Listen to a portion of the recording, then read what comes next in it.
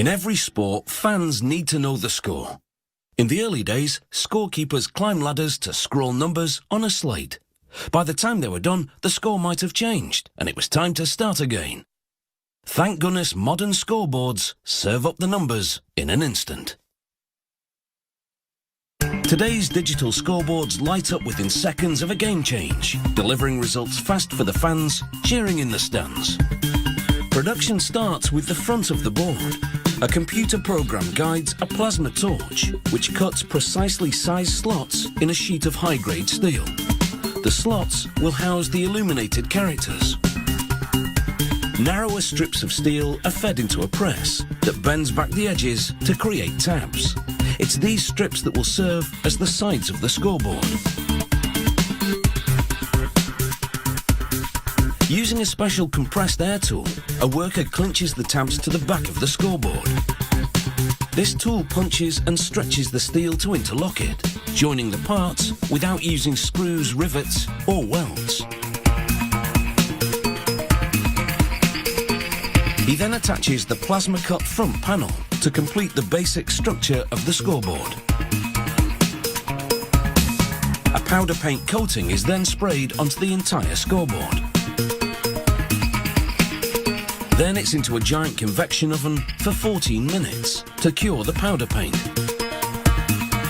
The result is a tough powder paint skin that will offer all-weather protection. They're now ready for the working parts, including LED light-studded digit boards, a data transmitter, and a receiver. The receiver is connected to the power source and installed inside the cabinet. The worker pulls the antenna through a hole so it protrudes from the front, and he bends it out of the way for now. There are several light-studded digit plates on a scoreboard, and each can flash any number.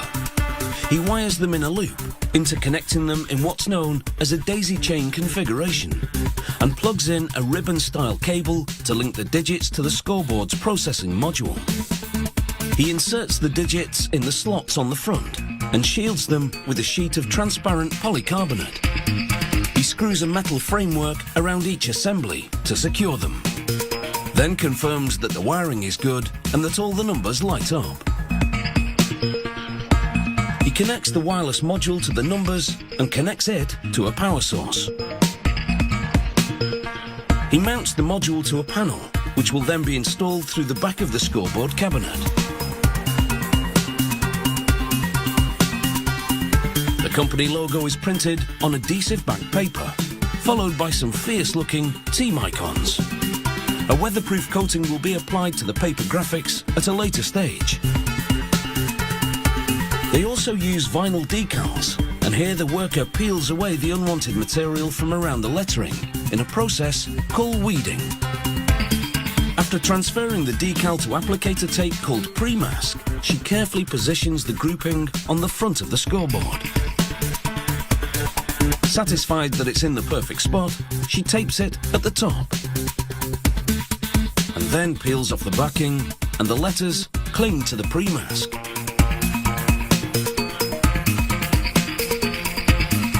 All it takes then is a squeegee to smooth out any bubbles or buckles.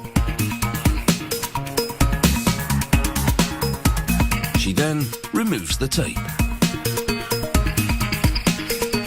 Then lifts the pre-mask very carefully so as not to lift any of the decals in the process. With all the lettering now in place, the characters on the board make sense of all the LED numbers.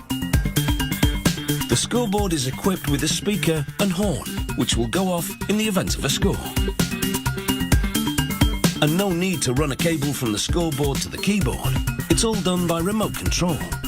Using that system, a technician now tests all the functions of the scoreboard. That takes about 20 minutes, and when it's done, he confirms the scoreboard is ready for action. Today you can get scoreboards in any shape and design. But when it comes to letting the fans know what's happening in the game, it's very good at getting its point across. If you understand American football, that is.